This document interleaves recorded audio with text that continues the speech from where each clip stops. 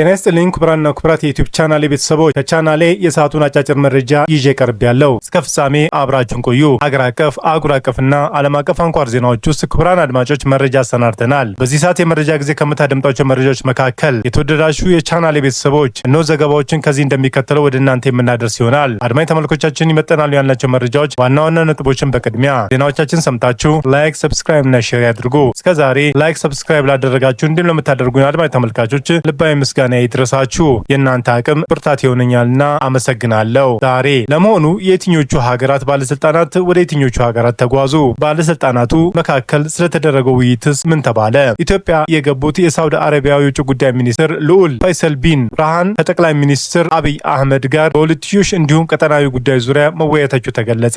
በሌላ በኩል የሶማሊያ ፕሬዝዳንት ሐሰን ሼህ መሐመድ ሶማሌላንድን ከጋዛ የሚፈናቀሉ ፍልስጤማውያንን ለማስፈር እና ለእስራኤል የጦር ሰፈር ለመስጠት ተስማምታለች ማለታቸውን ሶማሌላንድ አስተባበለች። በቅድሚያ ላይክ፣ ሰብስክራይብ ያድርጉ። ለቻናላችን እጅግ ጠቃሚ ይሆናል። የእርሶ በጎ አስተዋጽኦ በጣም ከፍተኛ በመሆኑ ከልብ እናመሰግናለን። አብረን የምናየው የምንለው ይኖራል። አብረን እንከታተል። በዝርዝር የምታደምጧቸው መረጃዎች በቻናላችን ይዘናል። ሁሉንም በዝርዝር እናስደምጣለን። እስከ ፍጻሜ የቆዩ ዝርዝር መረጃውን ያድምጡ ግብዣዬ ነው። ሁሉንም ከኢትዮ ፍቅሩ ዜና ወደሚደርሳቸው ዝርዝር መረጃ ያለፍ አብረን እንቆይ።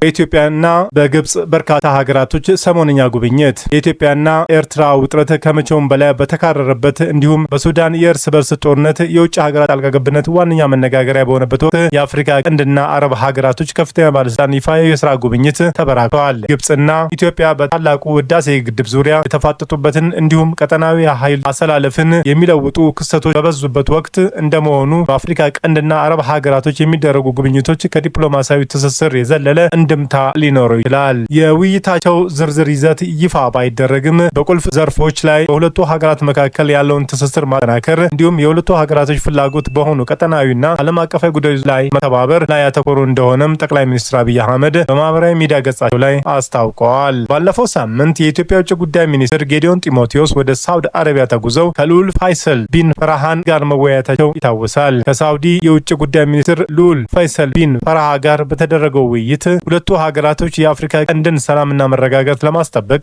በጋራ ለመስራት እንደተስማሙ ተገልጿል። የውጭ ጉዳይ ሚኒስትሩ ስለ ቀጠናዊ ደህንነት እንዲሁም የፖለቲካና ምጣኔ ሀብታዊ ትስስር ውይይቶች ላይ የኢትዮጵያ የውጭ ጉዳይ ሚኒስትርም አሳውቀዋል። ይህ በእንዲህ እንዳለ የቱርኩ ሬስፕ ጣይብ ኤርዶዋን ቀጣዩ ሳምንት ወደ ኢትዮጵያና በተባበሩት አረብ ኤሚሬቶች እንደሚጓዙ የሀገሪቱ መገናኛ ብዙሃን ዘግበዋል። ኤርዶዋን በሀገራቸው ምክር ቤት ባደረጉት ንግግር ባለፈው ሳምንት በሳውዲ አረብና ግብጽ ይፋ የስራ ጉብኝት ማድረጋቸው ጠቅሰዋል።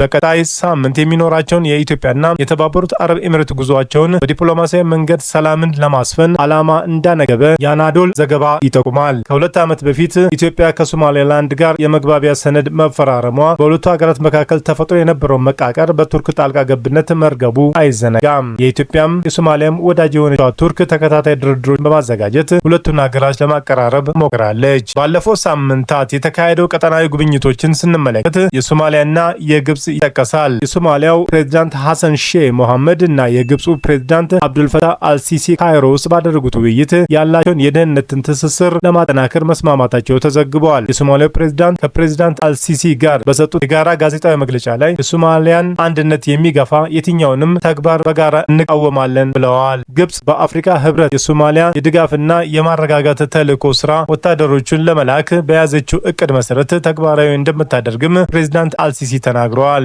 ሮብ ዕለት በግብጽ በሶማሊያ ያሰማረቻቸውን ሰራዊት ዘመናዊ የጦር መሳሪያዎችን ያካተተ ወታደራዊ ትዕይንት ሲያሳዩ የሀገሪቱ ፕሬዝዳንት ሐሰን ሼህ መሐመድ እና ግብጽ መከላከያ ሚኒስትሩ ተገኝተዋል። ሶማሊያ የግዛቷን አካል እንደሆነች ለምትመለከታት የሶማሌላንድ እስራኤል የሀገርነት እውቅና መስጠቷን ተከትሎ ካይሮና ሞቃዲሾ የጋራ አቋም ይዘው ተቃውሟቸውን አሰምተዋል።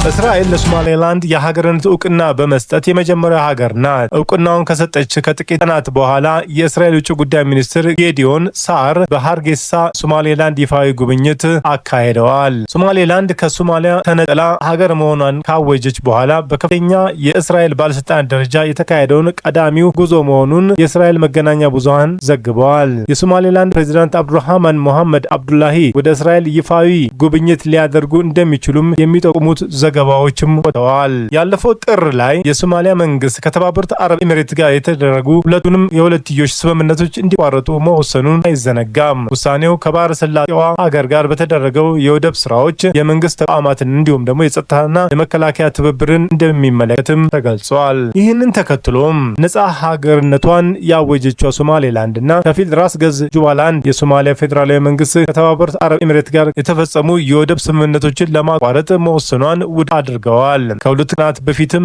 ሶማሊያ ከሳውዲ አረቢያው ጋር ወታደራዊ ስምምነት እንደተፈራረመችም ተገልጿል። የሶማሊያ መከላከያ ሚኒስትርም አህመድ ሞልሚ ፌቂ ከሳውዲ አቻቸው ልዑል ካሊድ ቢን ሳልማን ቢን አብዱልአዚዝ ጋር በሪያድ ስምምነቱን ተፈራርመዋል። ሶማሊያ ከሳውዲ ጋር ወታደራዊ ስምምነት ላይ ከመድረሷ ከ3 ዓመታት በፊት በኳታር ጋርም ተመሳሳይ ስምምነት መፈረሟ አይዘነጋም። ከሰሞኑ የተካሄደውን ሌላኛው ጉብኝት የግብጽ ፕሬዝዳንት አልሲሲ ወደ ተባበሩት አረብ ኤሚሬቶች ያደረጉት ነው። አልሲሲ ከተባበሩት አረብ ኤሚሬቶች ፕሬዝዳንት ሼክ መሐመድ ቢን ዛይድ አል ነሃያን አቡዳቢ አግኝተዋል። ሁለቱ መሪዎችም አቡዳቢ ውስጥ በመካከለኛው ምስራቅ በተከሰተው ውጥረት እንዲሁም በፍልስጤምና በእስራኤል ጉዳይ ላይ መወያየታቸው ተዘግበዋል። የግብጽ ፕሬዝዳንት ጽህፈት ቤት ባወጣው መግለጫም መሪዎቹ ቀጠናዊ መረጋጋት የመካከለኛው ምስራቅ ሀገራትን የግዛት አንድነትና ሉዓላዊነትን ማክበር ላይ የሚመሰረት ነው ብለዋል። በቀጠናቸው ያለውን ውጥረት የሚባባስ ከሆነ ሁሉም ሀገራት ላይ ተጽዕኖ እንደሚኖርም አሳስበዋል። የግብፁ ፕሬዝዳንት ወደ ተባበሩት አረብ ኤሚሬቶች ከመሄዳቸው በፊት በቱርክና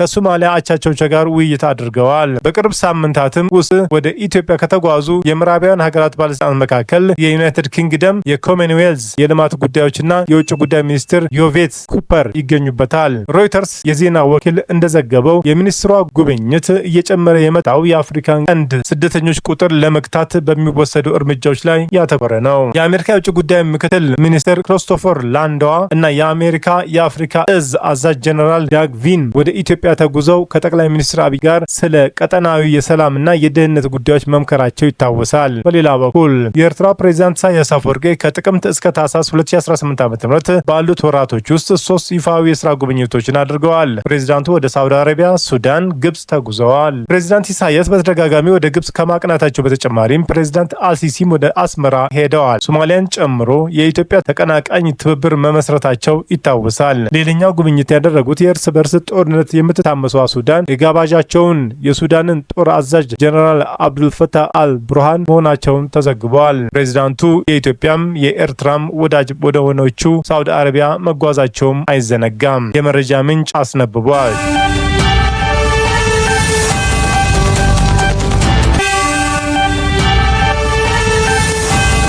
ቻናሌን ስትከታተሉ ስለቆያችሁ ታላቅ አክብሮት አለን። ውድ የቻናሌ ተከታታይ ቤተሰቦች በመላው ዓለምና በአገር ቤት ላላችሁ ሁሉ በየዕለቱ ስኬት እንዲገጥማችሁ እንመኛለን። ዜናዎቻችን ሰምታችሁ ላይክ፣ ሰብስክራይብ እና ሼር ማድረጉ እንዳይዘነጋ፣ እንዲሁም ድጋፋችሁ አይለየን። በሌላ መረጃ ተመልሰን እስክንገናኝ በያለንበት ቦታ ሰላምና ጤና ይብዛልን።